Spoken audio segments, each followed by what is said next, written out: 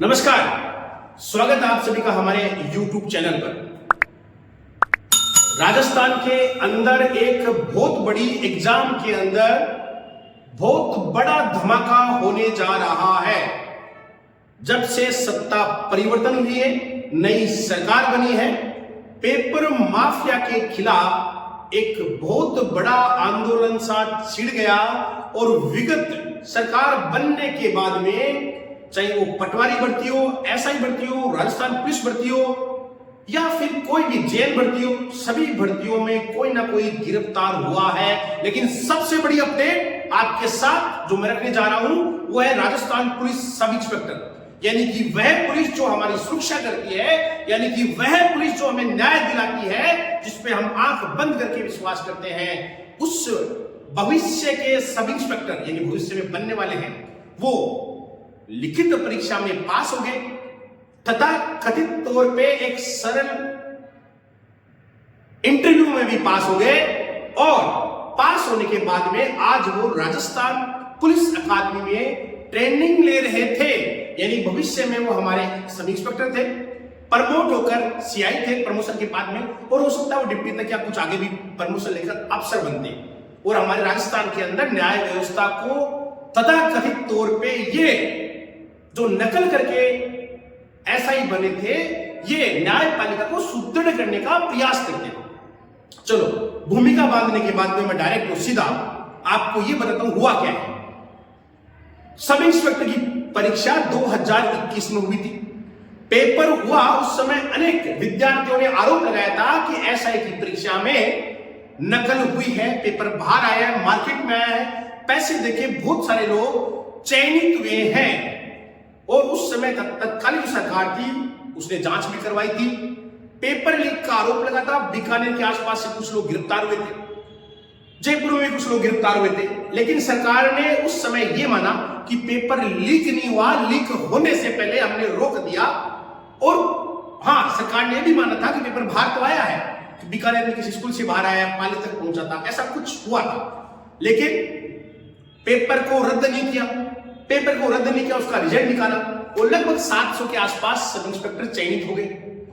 चयनित होने से पहले सब इंस्पेक्टर में 2 प्रोसेस होती है, लिखित परीक्षा, उसके बाद में इंटरव्यू। और इंटरव्यू भी उस समय आरपीएससी ने लिया था, और आरपीएससी में सबसे बड़ा भ्रष्टाचारी बाबूलाल कटारा बैठा था, जो आज जेल के अंदर है। लोग कहते हैं कि उसने भी कुछ सब इंस्पेक्टर का इंटरव्यू लिया था, और इंटरव्यू लेने के बाद में वहां से वो पास हो गए और अलग अलग ट्रेनिंग सेंटरों में ट्रेनिंग करने लगे। युग बदला, सत्ता बदली, सरकार ने एसओजी को पावर दिया कि पेपर माफिया को गिरफ्तार करो, बेरोजगारों के हकों पे जो डाका डाल रहे हैं उनको गिरफ्तार करो। और एसओजी के एडीजी वीके सिंह जी को बनाया गया। उन्होंने अनेक माफिया को पकड़ा। उसमें था एक जगदीश बिश्नोई। जब जगदीश बिश्नोई को पेपर लीक के मामले में गिरफ्तार किया, तब पता चला कि एसआई का पेपर भी बाहर बड़ी मात्रा में लीक हुआ था और वो लोग पैसे देके सब इंस्पेक्टर बनके ट्रेनिंग ले रहे हैं। 3 तारीख के आसपास डालूराम नाम के एक युवक को गिरफ्तार किया। डालूराम युवक की जगह हरीश नाम का युवक, हरीश बिश्नोई जालोर का, उसने एग्जाम दी थी और तथाकथित तौर पे डालूराम पास हो गया और ट्रेनिंग ले रहा था। एसओजी ने जब जांच की तो ये पूरा पता चला, डालूराम को गिरफ्तार किया। डालूराम को गिरफ्तार करने पे पता चला कि और बहुत सारे युवक युवतियां ट्रेनिंग ले रहे हैं जो कि नकल करके पास हुए थे। अनेक बेरोजगार युवक युवतियों के हकों पे कुठाराघात किया था। एसओजी ने जांच का दायरा लंबा किया। लंबा करने के बाद में लगभग 15 के आसपास ट्रेनिंग जयपुर से जो ट्रेनिंग ले रहे थे, एक सेमिनार था आरपीए के राजस्थान पुलिस अकादमी में, वहां सब बैठे थे। एसओजी ने वहां पहुंची और आराम से बोला कि ये युवक युवतियां यहां है तो गाड़ी में जाके बैठ जाए।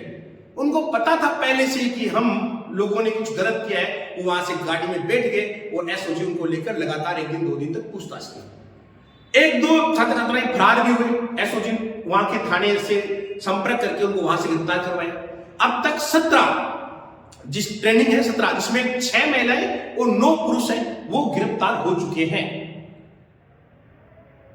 एसआई की भर्ती शक के दायरे में शुरू से ही थी। आरपीसी के पूर्व मेंबर रामूराम राय का उनका बेटा और बेटी दोनों इस भर्ती में चयनित हुए थे। एक की रैंक 4th थी, एक की रैंक शायद 40वीं थी, इसके आसपास होगी। यानी कि इतनी उच्च रैंक आना और आरपीएससी के पूर्व सदस्य के परिवार से पुत्र और पुत्री होना, उनका चयन होना कहीं ना कहीं शक के घेरे में यह पहले से ही था। जगदीश बिश्नोई और उसकी टीम, अनेक लोग उसमें जुड़े हुए थे। इस पे अलग से वीडियो बनाऊंगा, मैं आपको सबके बारे में बताऊंगा। जो कुछ नेपाल भाग चुके हैं, कुछ दुबई भाग चुके हैं। उसने इस 2013 से लेकर 2022 तक कई भर्तियों के पेपर बाजार में लाए, कई युवकों को नौकरी लगवाया। आप ये सोचकर तंग रह जाओगे, जगदीश बिश्नोई के परिवार में 5-6 जने जो भी है सब सरकारी सेवा में चयनित है कहीं ना कहीं। इस तरह से संगठित रूप से गिरोह बनाकर इस पेपर को लीक किया गया। आज किरोड़ीलाल मीणा, उन्होंने वीके सिंह जो एसओजी के एडीजी है उनसे मुलाकात की। उन्होंने कहा उनके सामने मैंने कुछ बहुत सारे तथ्य शेयर किए हैं और एडीजी जल्दी ही जो वीके सिंह जी इस पे बहुत सारी जांच और करेंगे।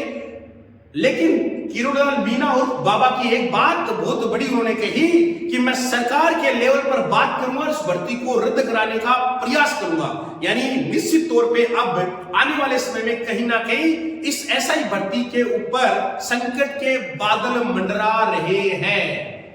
और मैं तो ये कहूंगा कि जब इतने बड़े लेवल पर फर्जीवाड़ा सामने आया है और नीचे कितना फर्जीवाड़ा है, कितनी परत नीचे फर्जी दबी हुई है, उनको निकालेगी एसओजी, तो एक बहुत बड़ा षड्यंत्र इसमें निकलेगा और कहीं ना कहीं इस भर्ती को सरकार को रद्द करने का मानस बनाना ही होगा, ऐसा मेरा मानना है। हो सकता है सरकार बाद में और कुछ डिसीजन ले, लेकिन अभी तक की जो प्रक्रिया चल रही है उसमें जिस दिशा में एसओजी जा रही है, जिस दिशा में गिरफ्तारियां हो रही है, जिस दिशा में सरकार के मंत्री किरोड़ीलाल मीणा का बयान आ रहा है, उन सबको देखते हुए ये भर्ती निश्चित तौर पर रद्द होने की ओर जा रही है।